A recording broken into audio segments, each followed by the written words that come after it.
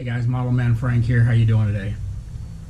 So I've been looking over this foam board thing that I started doing, and if I continue down this road, I'm gonna cheat you guys out on it.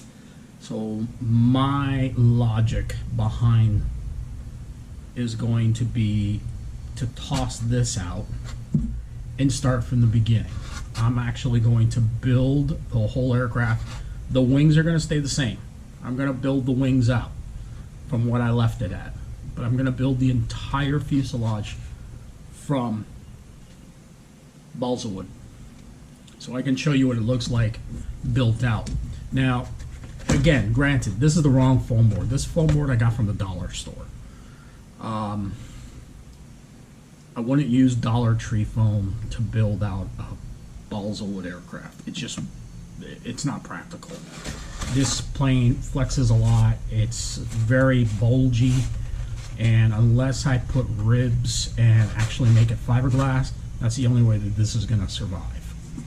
And what I'll probably end up doing is actually saving this frame, putting it up here on the shelf, and maybe later on, yeah, I'll go ahead and I'll make it out of fiber. I'll cover it in very lightweight fiberglass and make it stronger.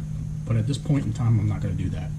I'm actually going to trace out all the parts to build out the entire aircraft out of foam. Out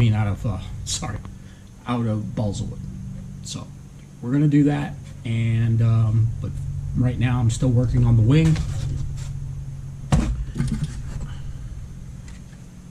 And we're going to work on the wing for a little while.